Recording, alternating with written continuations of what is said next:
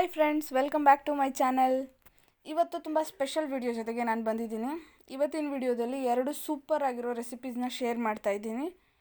ಅದೇನು ಅಂದರೆ, ಒಂದು ಬಾಳೆಹಣ್ಣನ್ನು ಯೂಸ್ ಮಾಡಿಕೊಂಡು ಬನಾನಾ ಸ್ಮೂದಿ ಮಾಡ್ತಾಯಿದ್ದೀವಿ. ಯಾರ ಮನೆಯಲ್ಲಿ ಮಕ್ಕಳು ಫ್ರೂಟ್ಸ್ ತಿನ್ನಲ್ಲ ಅಂತ ಕಂಪ್ಲೇಂಟ್ ಇರುತ್ತೆ, ಅವರು ಇದನ್ನು ಟ್ರೈ ಮಾಡಿ. ಆ್ಯಂಡ್ ಗೋಧಿ ಹಿಟ್ಟನ್ನು ಯೂಸ್ ಮಾಡಿಕೊಂಡು ಕೇಕ್ನ ಮಾಡ್ತಾಯಿದ್ದೀವಿ. ಅದು ನಾವು ಇಡ್ಲಿ ಕುಕ್ಕರಲ್ಲಿ ಕೇಕ್ ಮಾಡ್ತಾಯಿದ್ದೀವಿ. ಈ 2 ರೆಸಿಪೀಸ್ ತುಂಬ ಈಸಿ ಆ್ಯಂಡ್ ಟೇಸ್ಟಿಯಾಗೂ ಇರುತ್ತವೆ. ಈಗ 2 ರೆಸಿಪೀಸ್ನ ನೋಡ್ಕೊಂಡು ಬನ್ನಿ. ಇಷ್ಟ ಆದರೆ ಲೈಕ್ ಮಾಡೋದನ್ನು ಮರಿಬೇಡಿ. ನೋಡಿ ಫ್ರೆಂಡ್ಸ್, ಇಲ್ಲಿ ಬನಾನಾ ಸ್ಮೂದಿ ಮಾಡೋದಕ್ಕೆ ಫಸ್ಟ್ ಡ್ರೈ ಫ್ರೂಟ್ಸ್ನ ಬಿಸಿ ನೀರಲ್ಲಿ ನೆನೆ ಇಡಬೇಕು. ನಾನು ಮಾಡೋದಕ್ಕಿಂತ 1 ಗಂಟೆ ಮುಂಚೆನೇ ಒಂದು 4-5 ಡೇಟ್ಸ್, ಹಾಗೆ 4 ಬಾದಾಮಿ ಮತ್ತು 4 ಗೋಡಂಬಿನ ಬಿಸಿ ನೀರಲ್ಲಿ ನೆನೆ ಇಟ್ಟಿದ್ದೆ. ಖರ್ಜೂರನ ಬೀಜ ತೆಗೆದು ನೆನೆ ಇಟ್ಟಿದ್ದೆ ನಾನು. ಈಗ ಅವುಗಳನ್ನೆಲ್ಲ ಮಿಕ್ಸಿ ಜಾರ್ಗೆ ಹಾಕೋತಾ ಇದ್ದೀನಿ. ನೋಡಿ, ಬಾಳೆಹಣ್ಣನ್ನೇ ಸಿಪ್ಪೆ ಸುಲಿದು ಇಟ್ಕೋತಾ ಇದ್ದೀನಿ. ನಾನಿಲ್ಲಿ 2 ಬಾಳೆಹಣ್ಣನ್ನು ತೊಗೊಂಡಿದ್ದೀನಿ. 2 ಬಾಳೆಹಣ್ಣಿಂದ ಆಲ್ಮೋಸ್ಟ್ 3 ಗ್ಲಾಸಸ್ ಆಗೇ ಆಗುತ್ತೆ ಸ್ಮೂದಿ. ನೀವು ಜಾಸ್ತಿ ಜನ ಇದ್ದರೆ ಜಾಸ್ತಿ ಕ್ವಾಂಟಿಟಿನಲ್ಲಿ ಮಾಡ್ಕೊಳ್ಳಿ, ಕಡಿಮೆ ಬೇಕಿದ್ದರೆ ಒಂದೇ ಬಾಳೆಹಣ್ಣನ್ನು ಯೂಸ್ ಮಾಡ್ಕೊಳ್ಳಿ. ಇಲ್ಲಿ ಒಂದು ಚಿಕ್ಕ ಗ್ಲಾಸಿಂದ ನಾನು ಹಾಲು ತೊಗೊಂಡಿದ್ದೀನಿ. ಇಷ್ಟು ಹಾಲು ಸಾಕಾಗುತ್ತೆ ಇದಕ್ಕೆ. ಇದೆಲ್ಲನೂ ಸೇರಿಸಿ ನಾವೀಗ ಬ್ಲೆಂಡ್ ಮಾಡ್ಕೋಬೇಕು. ನಾವಿಲ್ಲಿ ಬಳಸಿರೋ ಇಂಗ್ರೀಡಿಯೆಂಟ್ಸ್ 3 ಒಂದು ಡ್ರೈ ಫ್ರೂಟ್ಸ್ ಮತ್ತು ಬಾಳೆಹಣ್ಣು ಹಾಗೆ ಹಾಲು. ನಾನಿಲ್ಲಿ ಯಾವುದೇ ಆರ್ಟಿಫಿಷಿಯಲ್ ಸ್ವೀಟ್ನರ್ ಹಾಕ್ತಿಲ್ಲ, ಸಕ್ಕರೆ ಬೆಲ್ಲ ಏನನ್ನೂ ಬಳಸ್ತಿಲ್ಲ. ಇದರಲ್ಲಿ ಬಾಳೆಹಣ್ಣು ಮತ್ತು ಖರ್ಜೂರದಲ್ಲಿ ಎಷ್ಟು ಸ್ವೀಟ್ ಇದೆಯೋ ಅಷ್ಟರಲ್ಲೇ ಇದರ ಟೇಸ್ಟ್ ಚೆನ್ನಾಗಿ ಬರುತ್ತೆ. ಇದನ್ನು ನೀಟಾಗಿ ಬ್ಲೆಂಡ್ ಮಾಡ್ಕೋಬೇಕು. ಖರ್ಜೂರ ಮತ್ತು ಬಾದಾಮಿ ಪೀಸ್ ಉಳಿಬಾರ್ದು, ಆ ಥರ ಬ್ಲೆಂಡ್ ಮಾಡ್ಕೊಳ್ಳಿ. ನೋಡಿ, ಈ ಥರ ಟೆಕ್ಸ್ಚರ್ ಬಂದಿದೆ. ಇದು ಇನ್ನೂ ಸ್ವಲ್ಪ ನೀರನ್ನು ಸೇರಿಸಿ ಮತ್ತೆ ನಾನು ಬ್ಲೆಂಡ್ ಮಾಡ್ಕೊತೀನಿ ಇದನ್ನು. ನೋಡಿ, ನಾನಿಲ್ಲಿ ಖರ್ಜೂರ ನೆನೆ ಇಟ್ಟಿದ್ದ ನೀರನ್ನೇ ಬಳಸ್ಕೊತಾ ಇದ್ದೀನಿ. ಯಾಕಂದರೆ ಅದರ ಸ್ವೀಟ್ನೆಸ್ ನೀರಲ್ಲಿರುತ್ತೆ. ಖರ್ಜೂರದ ಸ್ವೀಟ್ನೆಸ್ ಎಲ್ಲ ನೀರಲ್ಲಿರುತ್ತೆ. ಸೊ ಅದನ್ನು ಆರೋಗ್ಯಕ್ಕೆ ಒಳ್ಳೆಯದು ಅಂತ ನಾನು ಅದನ್ನೇ ಬಳಸ್ಕೊತಾ ಇದ್ದೀನಿ. ಈಗ ಮತ್ತೊಂದು ಸರಿ ಮಿಕ್ಸಿ ಮಾಡ್ಕೊತಾ ಇದ್ದೀನಿ ನಾನು. ತುಂಬ ಸಿಂಪಲ್ ಇದು ಮತ್ತು ತುಂಬ ಹೆಲ್ದಿ ಕೂಡ. ನೋಡಿ, ಈಗ ನಮ್ಮ ಸ್ಮೂದಿ ರೆಡಿ ಆಗಿದೆ. ಯಾರ ಮನೇಲಿ ಮಕ್ಕಳು ಫ್ರೂಟ್ಸ್ ತಿನ್ನಲ್ಲ ಅಂತ ಕಂಪ್ಲೇಂಟ್ ಇದೆಯೋ ನೀವೆಲ್ಲರೂ ಈ ಥರ ಟ್ರೈ ಮಾಡಿ ನೋಡಿ. ಬೇರೆ ಬೇರೆ ಫ್ರೂಟ್ಸ್ನಿಂದನೂ ಮಾಡಿ ನೋಡಿ, ಇದೇ ಥರ ಬರುತ್ತೆ. ತುಂಬ ಚೆನ್ನಾಗಿ ಬರುತ್ತೆ ಸ್ಮೂದಿ. ನೋಡಿ ಎಷ್ಟು ಚೆನ್ನಾಗಿದೆ ಈ ಬಾಳೆಹಣ್ಣಿನ ಸ್ಮೂದಿ. ಈಗ ನಿಮ್ಮ ಮಕ್ಕಳು ರಿಜೆಕ್ಟ್ ಮಾಡ್ತಾರೆ ನೋಡಿ, ಈ ಥರ ಟ್ರೈ ಮಾಡಿದ್ರೆ. ಖಂಡಿತ ಮಾಡಲ್ಲ. ಸ್ಮೂದಿ ನೋಡ್ಕೊಂಡು ಬಂದ್ರಲ್ವಾ, ಈಗ ಇಡ್ಲಿ ಪಾತ್ರೆಯಲ್ಲಿ ಗೋಧಿ ಹಿಟ್ಟಿನ ಕೇಕ್ ಹೇಗೆ ಮಾಡೋದು ಅಂತ ನೋಡ್ಕೊಂಡು ಬನ್ನಿ. ಅದು ಕೂಡ ತುಂಬ ಚೆನ್ನಾಗಿರುತ್ತೆ. ಮೊದಲು ಇಲ್ಲಿ ನಾನು 1 ಕಪ್ಪಷ್ಟು ಗೋಧಿ ಹಿಟ್ಟನ್ನು ತೊಗೊಂಡಿದ್ದೀನಿ. ಇದನ್ನು ಈ ಥರ ನೀಟಾಗಿ ಸೋಸ್ಕೋಬೇಕು. ಗೋಧಿ ಹಿಟ್ಟು 1 ಕಪ್ ತೊಗೊಂಡಿದ್ದೀವಲ್ಲ, ಅದೇ ಕಪ್ನಲ್ಲಿ ಅರ್ಧ ಕಪ್ಪು ಸಕ್ಕರೆ ಪುಡಿ ತೊಗೋಬೇಕು. ನೋಡಿ, ನಾನಿಲ್ಲಿ ಅರ್ಧ ಕಪ್ಪು ಸಕ್ಕರೆ ಪುಡಿನ ತೊಗೊಂಡಿದ್ದೀನಿ. ಇದನ್ನು ಕೂಡ ನೀಟಾಗಿ ಸೋಸ್ಕೋಬೇಕು. ಈ ಕೇಕ್ ಮಾಡುವಾಗ ಮೆಷರ್ಮೆಂಟ್ ತುಂಬ ಇಂಪಾರ್ಟೆಂಟ್ ಆಗುತ್ತೆ. ಇಲ್ಲಿ ನಾನು 2-3 ಸ್ಪೂನ್ ಕೋಕೋ ಪೌಡ್ರ್ ಹಾಕ್ತೀನಿ. ನೀವು ಕೂಡ ಒಂದು 3 ಸ್ಪೂನ್ ಕೋಕೋ ಪೌಡ್ರ್ ಬಳಸ್ಕೊಳ್ಳಿ.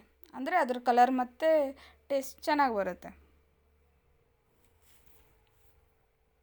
ಮೆಷರ್ಮೆಂಟ್ ತಪ್ಪಿದ್ರೆ ಕೇಕ್ ಚೆನ್ನಾಗಿ ಬರಲ್ಲ. ಸೊ ಮೆಷರ್ಮೆಂಟ್ ತುಂಬ ಇಂಪಾರ್ಟೆಂಟ್ ಆಗುತ್ತೆ.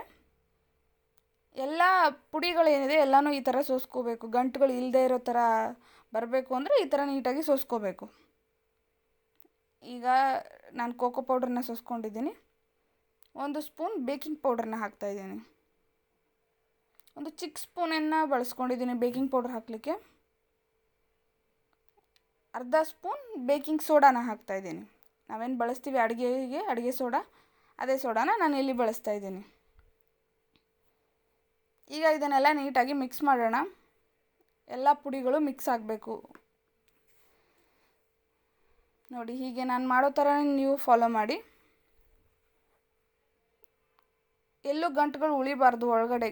ಗಂಟುಗಳು ಉಳ್ಕೊಂಡ್ರೆ ಕೇಕ್ ಚೆನ್ನಾಗಿ ಬರಲ್ಲ. ನೀಟಾಗಿ ಮಿಕ್ಸ್ ಆಗಬೇಕು. ಈಗ ಡ್ರೈ ಐಟಮ್ಸ್ ಎಲ್ಲ ರೆಡಿ ಆಯಿತು. ಈಗ ನಾವು ಇನ್ನೊಂದು ಪಾತ್ರೆ ತೊಗೊಂಡು ಇದರಲ್ಲಿ 2 ಸ್ಪೂನ್ ತುಪ್ಪ ಹಾಕ್ತಾಯಿದ್ದೀನಿ.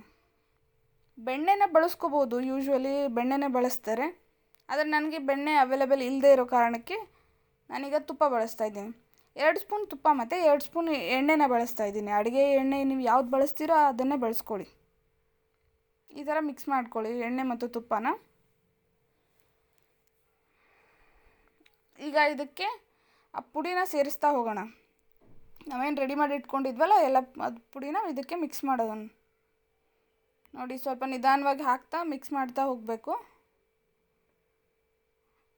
ಮತ್ತೆ ಹೇಳ್ತಾ ಇದ್ದೀನಿ, ಗಂಟುಗಳು ಉಳಿದೇ ಇರೋ ಥರ ಮಿಕ್ಸ್ ಮಾಡಿ. ಸ್ವಲ್ಪ ಟೈಮ್ ಹಿಡಿಯುತ್ತೆ, ಆದರೆ ಪೇಷನ್ಸಿಂದ ನೀಟಾಗಿ ಮಿಕ್ಸ್ ಮಾಡಿ. ಈಗ ಇದಕ್ಕೆ 2 ಕಪ್ಪಷ್ಟು ಹಾಲು ಬೇಕಾಗುತ್ತೆ. ಸೊ ನಾನು 2 ಕಪ್ಪಷ್ಟು ಹಾಲು ತೊಗೊಂಡಿದ್ದೀನಿ. ಹಾಲು ಸ್ವಲ್ಪ ವಾರ್ಮ್ ಇದ್ದರೆ ಒಳ್ಳೆಯದು, ಅಂದರೆ ಕಾಯಿಸಿ ಇನ್ನು ಸ್ವಲ್ಪ ಉಗುರು ಬೆಚ್ಚಗೆ ಇರುತ್ತಲ್ಲ, ಕೇಕ್ ಸಾಫ್ಟಾಗಿ ಬರೋದಕ್ಕೆ ಅದು ಹೆಲ್ಪ್ ಆಗುತ್ತೆ. ನಮ್ಮ ಬ್ಯಾಟರ್ ರೆಡಿಯಾಗಿದೆ. ನಾನಿಲ್ಲಿ 1 ಸ್ಪೂನ್ ವೆನಿಲಾ ಎಸೆನ್ಸ್ನ ಬಳಸ್ತಾ ಇದ್ದೀನಿ. ನಿಮಗೆ ವೆನಿಲಾ ಎಸೆನ್ಸ್ ಅವೈಲೇಬಲ್ ಇಲ್ಲ ಅಂದರೆ ನೀವು ಏಲಕ್ಕಿ ಕೂಡ ಬಳಸ್ಕೋಬೋದು. ಸ್ವಲ್ಪನೇ ಹಾಕಿ ಸಾಕು, ಜಾಸ್ತಿ ಆದರೆ ಇದು ತಿನ್ನೋದಕ್ಕಾಗಲ್ಲ. ಫ್ಲೇವರ್ನ ಸ್ವಲ್ಪನೇ ಬಳಸ್ಕೋಬೇಕು. ಈ ಥರ ಮಿಕ್ಸ್ ಮಾಡಿದ್ದೀನಿ. ಈಗ ನಮ್ಮ ಬ್ಯಾಟರ್ ರೆಡಿಯಾಗಿದೆ. ಇಲ್ಲಿ ಇಡ್ಲಿ ಕುಕ್ಕರ್ನಲ್ಲಿ ನಾನು ಉಪ್ಪನ್ನು ಬಳಸ್ಕೊತಾ ಇದ್ದೀನಿ. ನೋಡಿ, ಈ ಥರ ಉಪ್ಪನ್ನು ಹಾಕಿ ಸ್ವಲ್ಪ ಪ್ರೀ ಹೀಟ್ ಮಾಡಬೇಕು. ನಾನೀಗ ಇದನ್ನು ಪ್ರೀ ಹೀಟ್ ಆಗಲಿಕ್ಕೆ ಬಿಟ್ಟಿದ್ದೀನಿ. ಇಲ್ಲಿ ಇಡ್ಲಿ ಪ್ಲೇಟ್ನಲ್ಲಿ ನಾನು ತುಪ್ಪನ ಹಾಕ್ತಾಯಿದ್ದೀನಿ. ಗ್ರೀಸಿಂಗ್ ಮಾಡಬೇಕಲ್ಲ, ಅದಕ್ಕೆ ನಾನು ತುಪ್ಪನ ಬಳಸ್ತಾ ಇದ್ದೀನಿ. ಬಟರ್ ಪೇಪರ್ ಇದ್ದರೆ ನೀವು ಬಟರ್ ಪೇಪರ್ ಕೂಡ ಬಳಸ್ಕೋಬೋದು. ನಾನು ತುಪ್ಪನ ಬಳಸಿ ಕೇಕ್ನ ಮಾಡ್ತಾಯಿದ್ದೀನಿ. ನೀಟಾಗಿ ಇದನ್ನು ಸ್ಪ್ರೆಡ್ ಮಾಡಬೇಕು ತುಪ್ಪನ. ಈಗ ಒಂದೊಂದಾಗಿ ನಾವು ಹಿಟ್ಟನ್ನು ಇದರಲ್ಲಿ ಹಾಕ್ತಾ ಹೋಗೋಣ. ಏನು ನಮ್ಮ ಕೇಕ್ ಬ್ಯಾಟರ್ ಇತ್ತಲ್ಲ, ಅದರ ಟೆಕ್ಸ್ಚರ್ ನೋಡಿ ನಿಮಗೆ ಗೊತ್ತಾಗ್ತಿರ್ಬೋದು ಯಾವ ಥರ ಇರಬೇಕು ಅಂತ. ತುಂಬ ಗಟ್ಟಿನೂ ಮಾಡಬಾರ್ದು, ತುಂಬ ತೆಳುವು ಆಗಬಾರ್ದು. ಹೀಗೆ ಪ್ಲೇಟ್ನಲ್ಲಿ ಹಾಕ್ತಾ ಹೋಗಬೇಕು. ಫುಲ್ ಅದು ತುಂಬೋ ಥರ ಹಾಕಬೇಡಿ, ಸ್ವಲ್ಪ ಒಳಗಡೆ ಇರೋ ಥರನೇ ಹಾಕಿ. ಯಾಕಂದರೆ ಕೇಕ್ ಬೇಕಾದಮೇಲೆ ಉಬ್ಬುತ್ತೆ. ಸೊ ಆಚೆ ಬರಬಾರ್ದು ಅಂತ ಸ್ವಲ್ಪ ಒಳಗಡೆ ಇರೋ ಥರ ಫಿಲ್ ಮಾಡಿ. ನೋಡಿ, ಈಗಲೇ ಎಷ್ಟು ಕ್ರೀಮಿ ಟೆಕ್ಸ್ಚರ್ ಕಾಣಿಸ್ತಾ ಇದೆ. ಇದು ಟೇಸ್ಟ್ ಕೂಡ ಅಷ್ಟೇ ತುಂಬ ಚೆನ್ನಾಗಿತ್ತು. ನಿಮಗೆ ಸ್ವೀಟ್ ಸ್ವಲ್ಪ ಜಾಸ್ತಿ ಬೇಕು ಅಂದರೆ ನೀವು ಸಕ್ಕರೆ ಪುಡಿನ ಇದಕ್ಕೆ ಜಾಸ್ತಿ ಕೂಡ ಹಾಕೋಬೋದು. ನಾನೀಗ ಎಲ್ಲ ಪ್ಲೇಟ್ಸ್ನಲ್ಲಿ ಹಾಕೋತಾ ಇದ್ದೀನಿ. ನೋಡಿ, ಈ ಥರ. ಇಡ್ಲಿ ಕುಕ್ಕರ್ 2 ನಿಮಿಷ ಪ್ರೀ ಹೀಟ್ ಆದರೆ ಸಾಕು, ಜಾಸ್ತಿ ಹೊತ್ತೇನು ಇಡೋದು ಬೇಕಾಗಿಲ್ಲ. ಈಗ ಈ ಪ್ಲೇಟ್ನ ಕುಕ್ಕರಲ್ಲಿ ಇಡೋಣ. ಇದು 15 ಮಿನಿಟ್ಸ್ ತೊಗೊಳುತ್ತೆ ಬೇಕಾಗೋದಕ್ಕೆ. ನೀವು ಮಧ್ಯ ಮಧ್ಯೆ ಚೆಕ್ ಮಾಡ್ತಾಯಿರಿ. 15 ಮಿನಿಟ್ಸಲ್ಲಿ ಕೇಕ್ ರೆಡಿ ಆಗುತ್ತೆ. ನೋಡಿ, ಇಲ್ಲಿ ನೋಡಿ, ನಮ್ಮ ಕೇಕ್ ರೆಡಿ ಆಗಿದೆ. ಗೋಧಿ ಹಿಟ್ಟಿನ ಕೇಕ್ ನಿಮಗೆ ಇಷ್ಟ ಆಗಿದ್ದರೆ ನೀವು ಟ್ರೈ ಮಾಡಿ. ಹಾಗೆ ನಮ್ಮ ವಿಡಿಯೋನ ಲೈಕ್ ಮಾಡಿ, ಶೇರ್ ಮಾಡಿ ಆ್ಯಂಡ್ ಸಬ್ಸ್ಕ್ರೈಬ್ ಮಾಡ್ಕೊಳ್ಳಿ. Thank you.